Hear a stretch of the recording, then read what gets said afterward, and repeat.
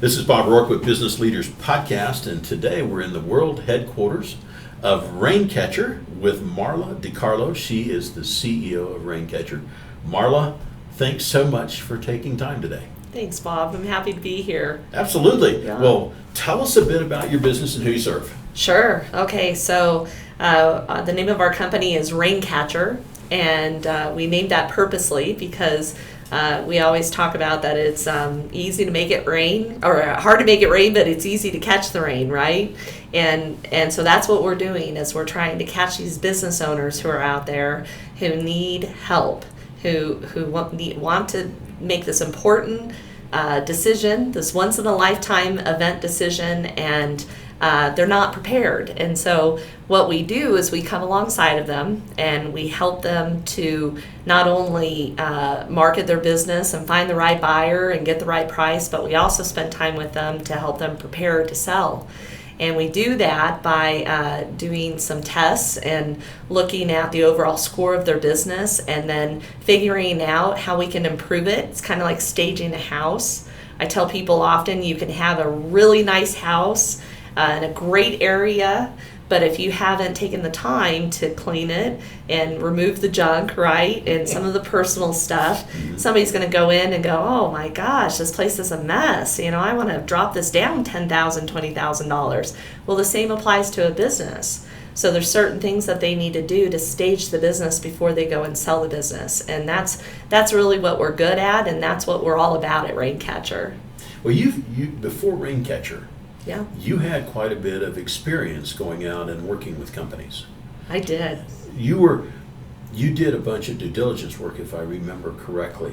Let's Yes. kind of rolling the clock back just a little bit.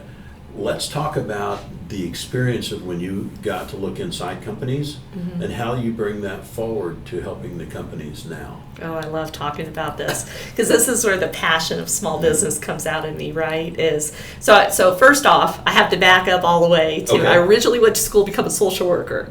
And I tell people that because I think it's important, because it talks about who I am as a person, what's important to me, and that is helping others. It's something that's in my core, something I really care about. And when I was in school, the problem there was I thought differently. I realized amongst my peers, and my director of human services brought up that I didn't quite think like everyone else because I have a very analytical side to me.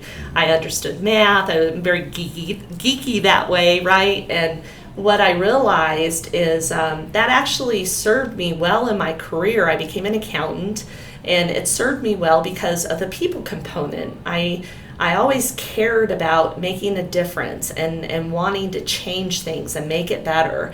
And so I became a corporate controller at a very young age. I was actually only 27 years old. And I moved on with the founder of a company I was working with who created a fund. It was a $500 million fund that we could pull from. And we worked with business owners to either help them to exit their business, help them to join maybe another company. Really what we do today, we were doing this back in the beginning of 1990s. And what I found when I was working with these owners over and over and over again, my job was to fly out, perform due diligence on the small business owner, create the CIM prospectus, take that back to our group, and then figure out. Folks that don't know what CIM is. Oh, confidential information memorandum. Okay. Yeah. Basically, it's the marketing package for your business. Okay. and the information about your business. And what I saw over and over again when I met with the owner and the staff and looking at the company is how underserved they were. And I know that's cliche, but it was true. It was incredible how many times I would go into a business owner's office, look at their financials, and they would say, well, we're operating at a 45% gross profit margin. And we would start digging in. It's like, well, wait a minute, you've got this in overhead and you don't have, or G&A, and you don't have this up in cost of goods. And it was small changes that would have made a difference in the decision that CEO would make about the company had they known. Didn't have good numbers. They didn't have good numbers. They didn't understand their numbers most of the time. And so this was now coming towards, 2007, and I realized, I can change this, because as a controller, as a CFO for a company, I do look at things differently. There's certain things that I see, and my job was to communicate that to the CEO, to the staff, and then be a part of that decision making of how we were going to handle that, and how we were going to use historical information to handle the future, make proactive decisions. You came with the buyer's eyes. Yes. As you were looking at these companies. 100%. And I think that gave me credibility that I would not have had I come in telling them these are the things you need to change in your company. But because I was coming in as a potential buyer, or someone that could help them to find buyer, they gave me credibility that maybe others wouldn't, and they listened. And so what I learned very quickly was, this is very personal to this owner. And I learned very quickly that we always use, the baby, everybody thinks their baby is pretty. Mm-hmm. And it's true. I mean, my daughter is drop dead gorgeous. Of course, yes. But it's hard to then tell them, okay, yes, you have a beautiful baby, but there's some things that still need to grow up. Mm-hmm. There's some things that they're not ready yet. Mm-hmm. And so I learned how to communicate with that owner in a way where it wasn't coming across as, here's the things you've done wrong and this is what you need to do different. Mm-hmm. I learned how to work with them, and how to get them to see things in a different way, to make a different decision. So I left my the portfolio I had, the M&A work that we were doing, and I started Kaizen Business Results.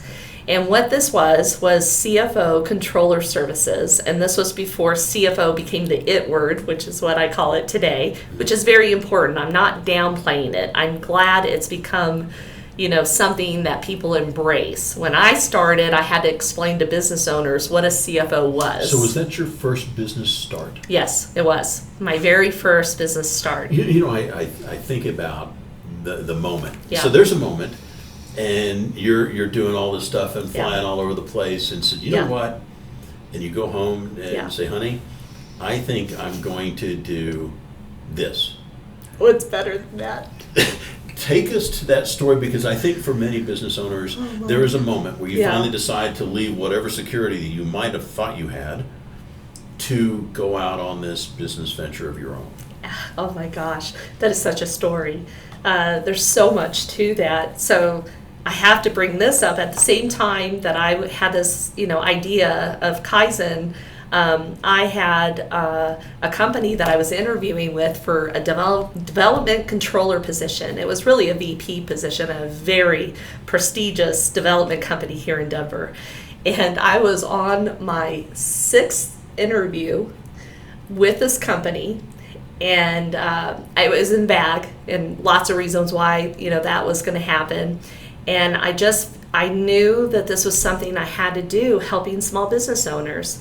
There was a faith component behind that really mattered to me, and I had some guidance, I guess, from that as well. Mm-hmm. And I actually called the VP of finance, and I withdrew my name from the interview process with the support of my husband, mm-hmm. which was I still thank him for that. And I remember the VP of finance saying, "Are you sure?" And I remember pausing for a minute, thinking, "Oh my gosh, this would be life-changing," and you see your life spiraling in front of you. But I knew this was something I had to do, and it went back to that who I am in my core. I was never satisfied with just doing the mediocre thing that everybody does, going into work, do your job, leave. I needed to make a difference. I needed to feel it tangible, see it. And so I knew I could do this with Kaizen.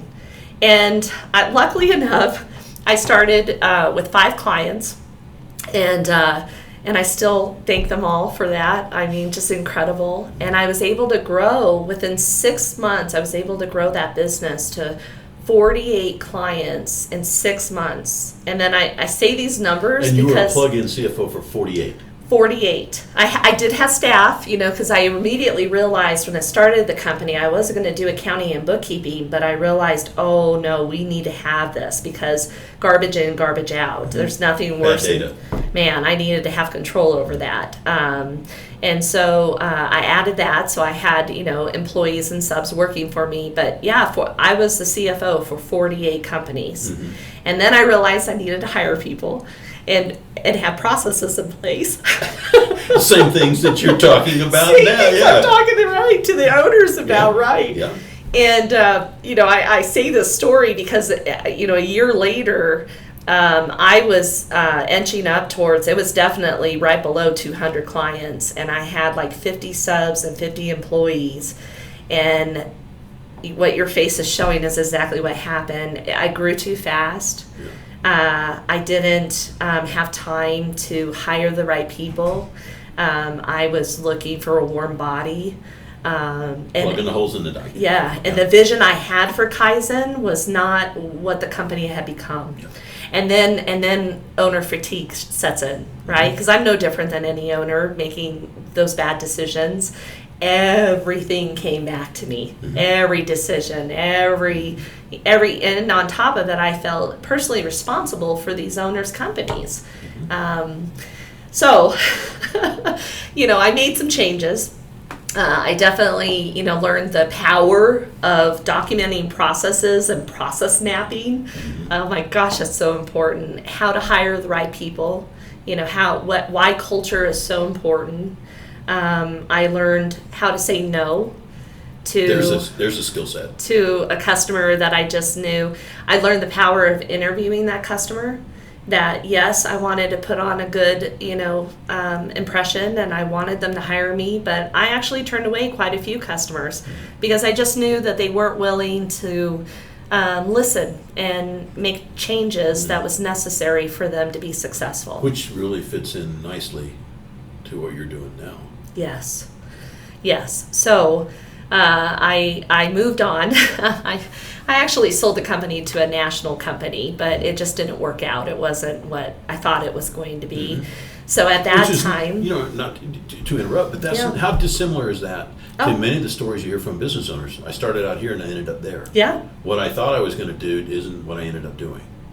And I can really empathize with the owners that sit there getting ready to sell their business and go into that panic mode. Again, this is my child. What? I'm turning my child over to a new person? And I can remember sitting in a training room at this company and having this moment of panic, like, what am I doing? And it was really hard. It was very emotional, and there's so many things I would have done different. I would have read contracts differently. I would have asked different questions. I would have brought somebody in as a third party To manage the emotion. Yes, because even though I knew what I was doing as a CFO, when you are the owner of a company that you have built, you are too close to it. And you still have to run the company. Yeah, exactly. And by the way, do this sale thing Yes. part-time. Right. Part-time. No. Right. I think about the emotional response to large life events. Yeah. And you see it time and again where somebody says, if I had it to do over again, I would get past that emotional time frame and make a better decision. Yeah. And so, for the folks out there that are kind of in this mode, it's really important to be able to either you step back or somebody says, unique to you, not unique to selling a business. Yes.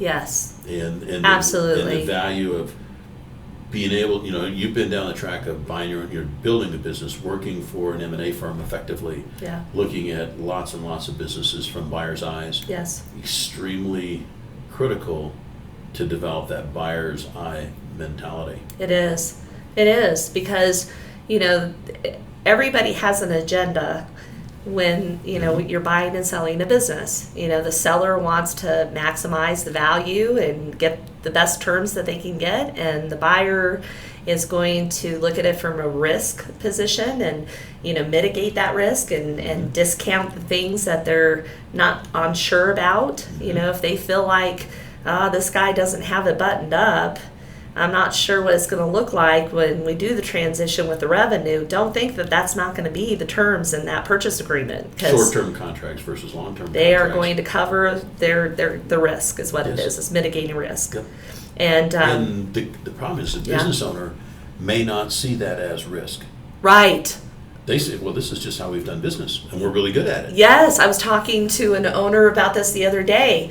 It's funny you bring that up because he is a sophisticated businessman. I mean, this guy is, polished, and he's selling his business, and he chose us, and he was talking about maybe them coming in and helping with some of the negotiation because there's some little issues about their business that's different. And I said, listen, here's the deal. Here's one competitor that I talked to. This was the feedback that they gave me about your company, and I knew it would be a dagger. And I said, and I know that's hard to hear. And he said, oh my gosh, it is hard to hear. And I said, I know, because you're too close to it. Now, when that person said that to me, when that competitor said that to me about your business, I'm not close to it. I saw it for what it was. They were using it as a way to discount your business to get the terms that they wanted. So I didn't get emotional. I was able to go, and counter what he said.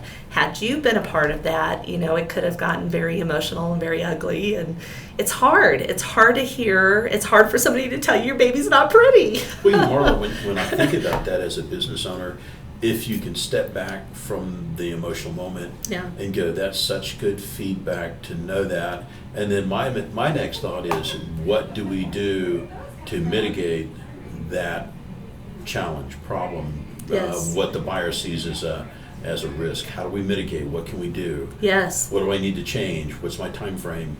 Yes. Well, and gosh, that's a great point to bring up. So that's one of the things that we do at Raincatcher that also I think makes us unique from competitors in the market is we will spend time on sell-side risk assessment as part of our initial, marketing package, working with the customer. We're 100% success-based, meaning that we believe that there needs to be skin in the game from us, the same way that the seller's trusting us. We need to trust them. We work together. We put together the package. All of the costs are up front, are on Raincatcher's end. And part of that package is doing the risk assessment of the business. And this is a CFO and advisor that actually does some of our value building and exit planning. And we look for those skeletons in the closet, those red flags, because if we know about it ahead of time, especially before we're in due diligence, then there's things we can do to change it, and also ways that we can not candy coat it so that you're lying. That's not it. It's better to be forefront and be honest about these things, but to be prepared on how to answer some of those hard questions. We did it on purpose. We recognize the benefit of owning a small business. So we accounted for it this way, and we recognized it was going to be a discussion point. This is what we did, and the buyer's going to go, okay, check. Yeah. And what happens a lot of times, especially in due diligence, is the seller, because for a lot of people, this is the first time they're going through something like this. They weren't even aware that this was an issue. And so then we're in due diligence, and there's all kinds of things. We try to ask the right questions, but there's so many things that can come up. We had a company where we had their tax returns, and it was actually signed off by a CPA. Well, normally a CPA won't sign off on a tax return without them being the ones to file.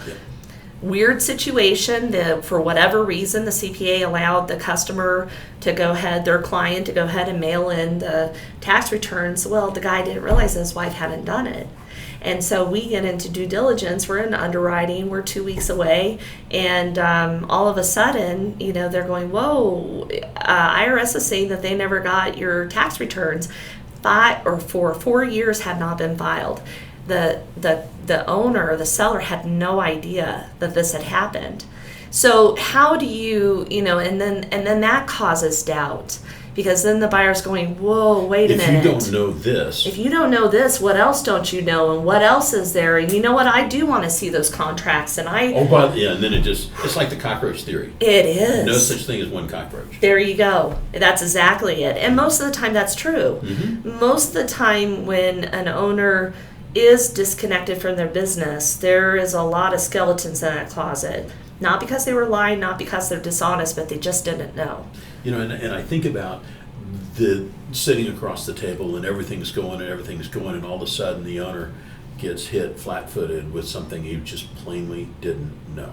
Yes.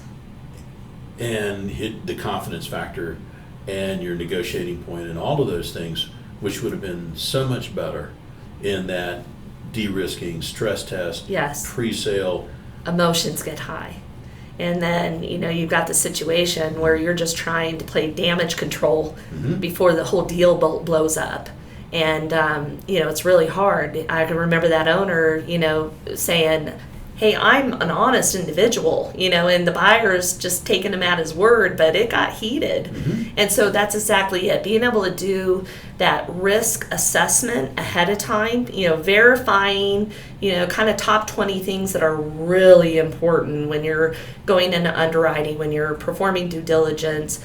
Again, we can't fix everything, but if we know about it, then there's ways that we can handle having those conversations with the buyers. Or recognize. Yeah. So if you think it's worth X, but you've got these things going on here, that's going to affect X. Yes, especially financials. This comes up all the time, where most owners, and this goes back to my Kaizen days, I don't think that they spend the time and energy that they should understanding their financials and the importance of those numbers. Well, and making them useful. Yes. I mean, if this is that and we're winning a bid, did we preserve our margins? What did we do? Yes. If we bought this company over here, and yes, it looks good on gross rev, but it really cratered everything else. And, Right. and I don't think they know. And, you think, in my opinion, most business owners, they start on passion and end up with a business. Yes. Not a lot of them start out buying businesses to be a business owner. I say oftentimes what I see is an owner who was successful sort of in spite of themselves, and hey, wow, incredible. I can't tell you how many, I probably worked with well over 500 businesses in my career. And I can't tell you how much I love hearing how they created their business and going, you can sell this and make money off of this. This is incredible. It's the most bizarre. It's the reason for the podcast. Yes. And we were talking about before, and you go, okay, one, I'm a fan of business owners. I'm a business owner, and you watch what they do, and you kind of go, you did what? And they paid for it? Really? Right. Yeah, a lot. And Wow. you go, no way. And so we see this all the time. Yeah. And the reason to do is memorialize that journey. And like for you, you got tutored, apprenticed in an M&A firm. Yes, I did. I had an amazing mentor. And he was incredible. And you think about how hard that is to find. Yeah. And find an ethical mentor, which is even better. Yes. And then you go through and you go, okay, I'm going to be a CFO. And so you get this fire hose effect.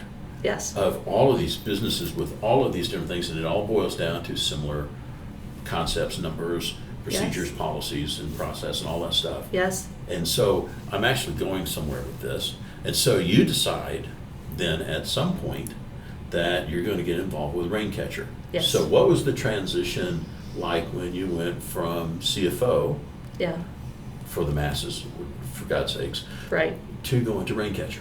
Yeah. So it was exciting because I had already worked with Robert Hirsch, who was the founder of Raincatcher. I'd been a CFO for quite a while. And so I was excited to, first off, honored to be invited, into Raincatcher. And I loved what they were doing. I loved that, I get to help hundreds of business owners with making sure that they're not leaving money on the table, they're not being taken advantage of, that we can educate them before they make this important decision. And I was really excited about it and came in. Now, Robert had kind of a different idea with Raincatcher. He wanted to bring in leads through digital marketing, which at that time in 2016 was out of the box. I mean, I would go to an ACG event and the old school business brokers and would shake my hand, ask me how I find my leads. I tell them through digital marketing, and they'd give me that look like, you can't do that. Yeah. Because there is a lot involved Yes. when you're talking to someone over the phone about this important event. And so my job was to come in and figure out, first off, how do we handle these leads coming in? So I had to help with creating the funnel so that we were getting in touch with them right away, right? Anyway, for some people, they may not understand funnel. So Yeah. So, gosh, I see this all the time with business owners. So we could bring in, about 150 leads. Actually, at that time, it was like 250 leads per month. And I know business owners who do this. But if you don't have a process in place to first get in touch with them right away, because those people are shopping, so you got about 5 minutes to get a hold of them, and there's statistics that show that even after an hour, it reduces by 50% of the probability of them even answering your call after 1 hour. So imagine that many leads coming in, in a month, and then you're and trying they to... all come in equal every No, I mean, you can have exactly 10 of them come in at one time. And so getting back to them timely, making sure that you've trained your staff so that they know the right questions to ask, because these are busy business owners. They don't have time to mess around. And a lot of times we're talking high Ds too, right? So I'm going to the DISC profile. A high driver, somebody that's bullet point. I want to get through this, ask your questions, and let me move on. So how do you engage that person over the phone and then also communicate to them why they would even want to continue to talk with us? That funnel, you have your marketing side where you're educating the customer through the process. You're telling them what you do. You're hopefully helping them to understand if they're a fit for the service or product that you offer. So by the time that they fill out that form, they take that call to action, that action of filling out their name and their email, they pretty much have decided, well, I think this is a company that I would like to learn more about, and I'm pretty sure that I'm a good fit for what they do. Then it's a matter of getting to them right away and starting to develop that trust, and also determining if we do have a solution for their needs. And that's hard to do. A lot of companies fail, doing that. I was thinking about your job as a CFO and the job on the buy side. And then all of a sudden you're now creating a marketing funnel that works for an industry that's not supposed to be able to create leads from digital marketing. Yes. So where did your wisdom on the digital marketing side come from? Oh, 100% from Robert. Yeah, I would never take credit for that. Robert is one of those guys that he knows, the digital marketing side and how to create nurturing, how to communicate, right, to that new lead, why we care and why we want to work with them. And so he just got that. That was something that he did. And then with my background on process and understanding the dynamics of that small business owner, and then also the culture that we created where we care. That was something the first thing I ask somebody when I'm interviewing them is, what's your background with small business and why does that matter to you? And if they say something about, it's the lifeblood of this country, or this is why people come to America is because they want to start a small business, I'm like, okay, right answer, because that is it. It doesn't matter if you're a foreigner or you've been a citizen of the United States. What makes us so great is we have this amazing opportunity through small business. It's what runs our country, and a lot of these owners have put their, we always said blood, sweat, and tears. Truth. It is the truth. It is the truth. 100%. I mean, these guys, a lot of times, and ladies, are totally have put their everything, the kids' college fund, their mortgage, their retirement, everything into this business. And so when you make the important decision that you're ready to sell, you're ready to pass that off to someone else, you want to make sure that you've aligned yourself with someone who cares, understands the work you put in, and is going to come alongside of you and not just find the first buyer that comes in. I mean, I'm working with an owner right now, a couple of owners, where when we were talking, Yes. Do they want to make some money? Yes. But the thing that I kept hearing over and over again was, we have put a lot into our culture and our employees, and that is important to us. It's keeping me up at night. I don't want our employees to lose their job. And so I knew that the job we would serve, going out and finding a strategic buyer, is finding the right cultural fit, and then someone that cared deeply about the efforts they put into building their staff. Well, you're responsible not only to your customers, but to the families of your employees. Yes. I mean, until you own a business, Yes. you don't understand that your decision affects whether their kids go to school or not. That's right. And, That's right. And I don't want to think about that a whole lot, Yeah. but it's the truth. And, and I think for the folks that are going like, I would like to own a business so then I can have my own schedule. They go, Right. just laugh. And I go, yeah, sure. You're like, okay, that sounds good. Yeah. Tell me how that works for Yeah. you. But I think about all of those things when you're matching them up. So for you then you end up as the CEO Yes. of Raincatcher. Yes. How was that as a shift mentally from the other things that you've done in the past? Yeah, that's a great question. It was different. I found, because I've always served a role of a CFO, and so I've always had to manage up, right? I've always had to collaborate with the owner, with the CEO, and get my point across, because I'm not a bobblehead. That was the thing I used to tell people. So I was used to being able to push back and help them be part of the decision-making process. So that wasn't something that was foreign to me. It was something I was actually very comfortable doing.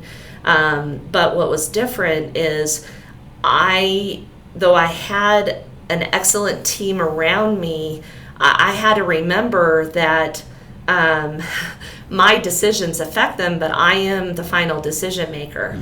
And I think sometimes I spent too much time collaborating, because it's who I am as a person. First off, I love people. I love surrounding myself with smart people and then finding the best decision. But sometimes a leader just has to make a decision. And you got to make sure that your people understand why you've made that decision, and that they'll follow you, right? But that was probably the hardest transition for me from a CFO to a CEO, is owning that role, being comfortable. And I'm not always going to make the right decision, but I know that I think through things. I've taken everybody's opinion into account. I thought about this, and this is what we're going to do. Well, I think about the decision process as given the facts at hand. Yeah. And all the analysis and input, we're going to go this way. Yeah. And in the future, if it works out differently, and you go, there's either something we didn't know. That's right. And we didn't see, or I could have just made a mistake. That's right. And owning that mistake. And you kind of go, all right, now here's what we're going to do. Yes. To fix it. Yes. And when I think about that, and that makes us all less than perfect, which is what we are. Yes. But sometimes good enough's good enough. That's right. That's right. And I think that's a good point to bring up too. I mean, I think one of the things being a small business owner, and I see this often with the people that I work with, is they feel like they need to wear every hat, right? Because everything does come back to you as a small business owner. But there is so much power in surrounding yourself with people that are often smarter than you are in certain areas, and then being able to take that information and create something with it. I think a good leader is somebody that motivates those around them to be the best that they can be, and then knowing when's the right time to put the brakes on and when's the right time to put the gas on. We were talking earlier about driving that race car. I use that analogy oftentimes when I'm talking to owners, because a race car is cool. I mean, man, you're driving a race car. That's something fun. It's not a minivan. It is purpose built. Yeah. It's not designed to haul logs. And so you think about a very precision tool, really good for what it does. Right. Not a great family car. Right. I was thinking, as you were talking about running a business and interfacing with the business owners. Yeah. And it's a recognition factor that you have from seeing so many businesses. Because, if you've worked with, CFO'd 500 businesses, he says this may be unique to you, but it's not unique.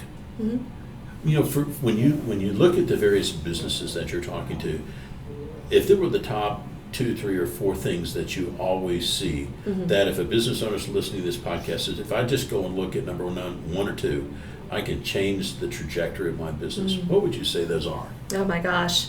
First is financials.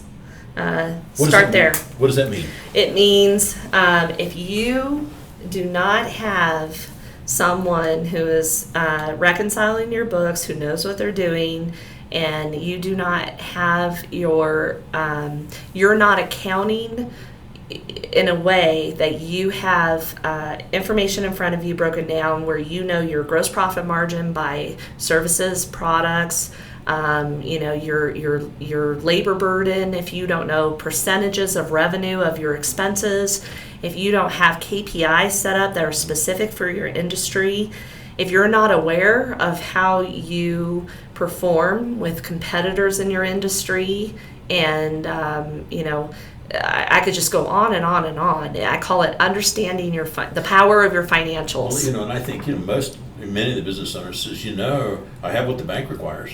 Right. I've got my tax return. What do you want? Right. So much more. Oh my gosh, because those financials tell you a story. Always. It is the language of business.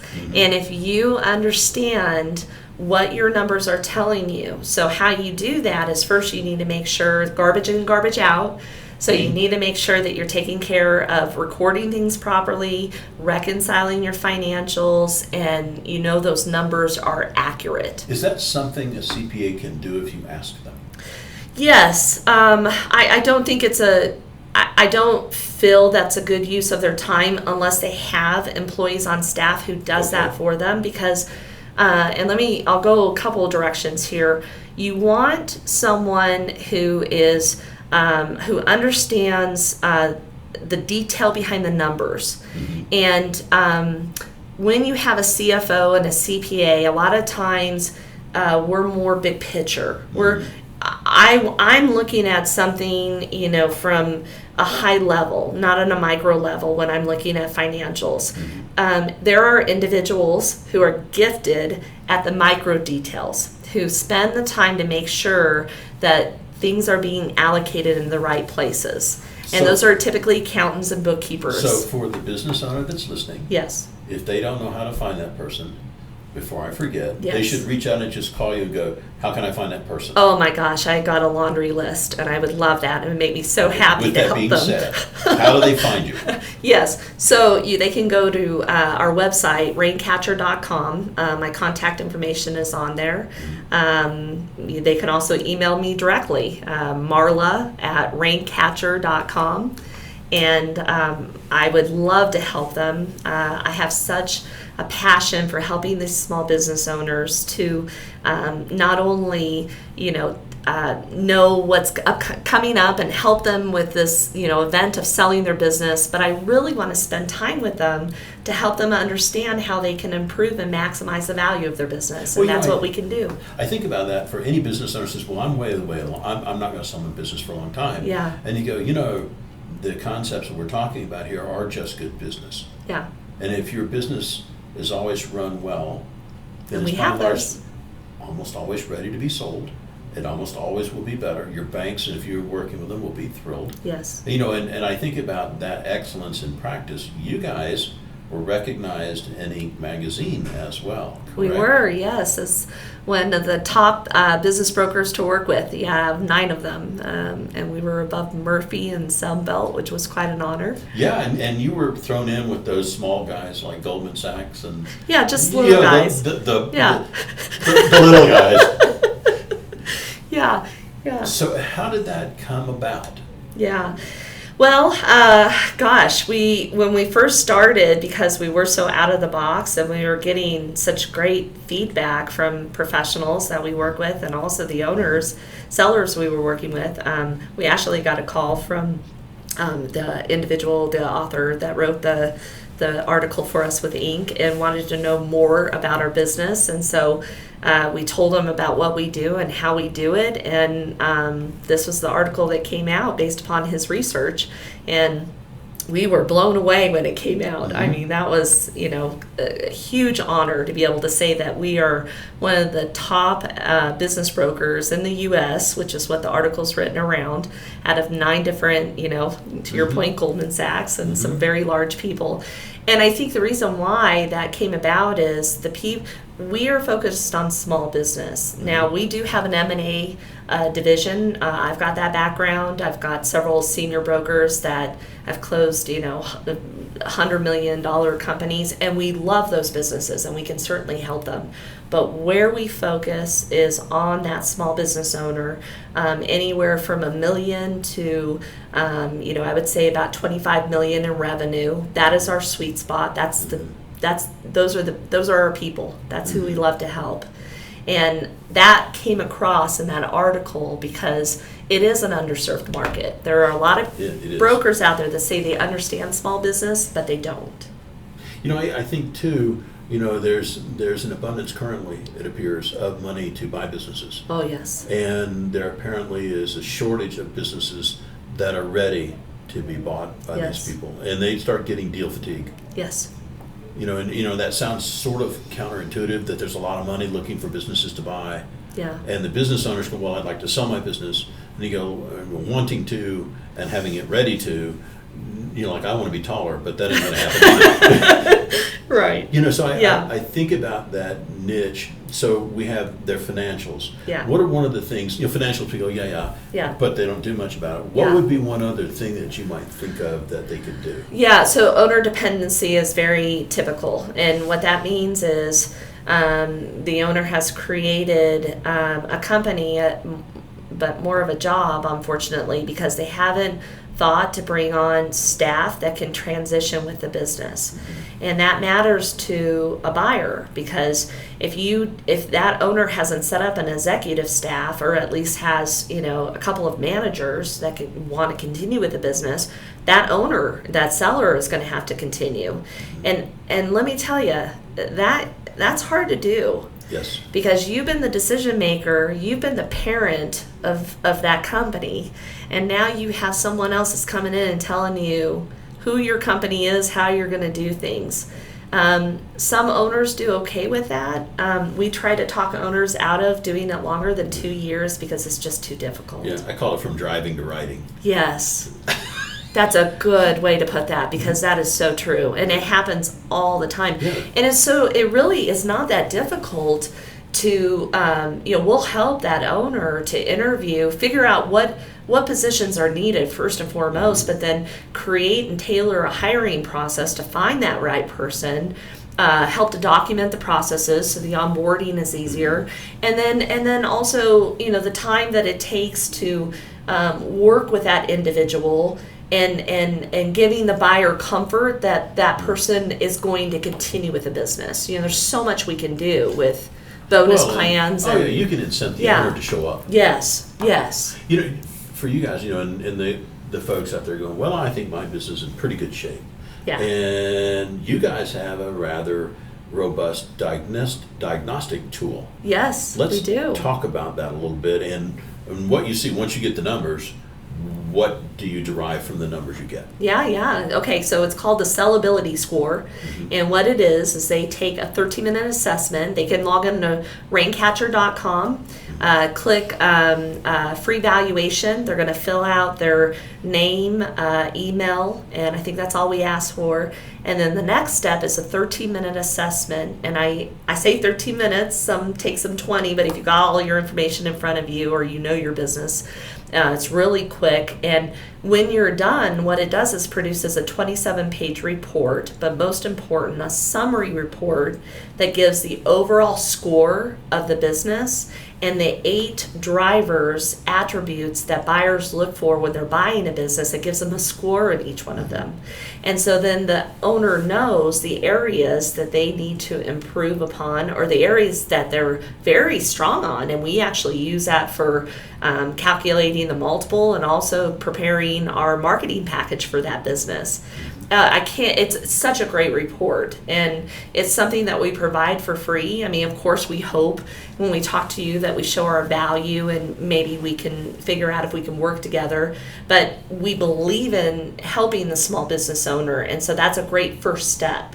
And that will go through financials, owner dependency, customer concentration is another area that often comes up. A lot of owners will have maybe one or two very large customers, and hey, great, I love it when I hear that you've landed, a big supply or a big customer who's been with you for 10 years. But if it makes up more than 25% of your revenue, that can be concerning to a buyer, because what happens when that person leaves? Yep. What happens to your business? They get bought out and they have a different, yeah. So for there's a typical score level. Yeah. And then there's kind of a score level benchmark that changes and beating around the bush. Yeah. On the multiples for low scoring versus multiples for high scoring, what do you see typically as the spread between those two? Oh, yeah. I mean, a typical business is small business below, let's say, 2 million in revenue. Very rare that we're going to see multiples above a 3. Mm-hmm. It's normally between a 2 and a 3. That's just rule of thumb.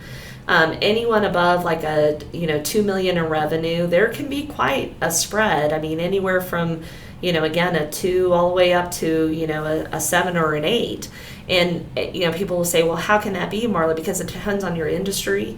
It depends on if that's something that buyers are looking for. If it's a hot sector.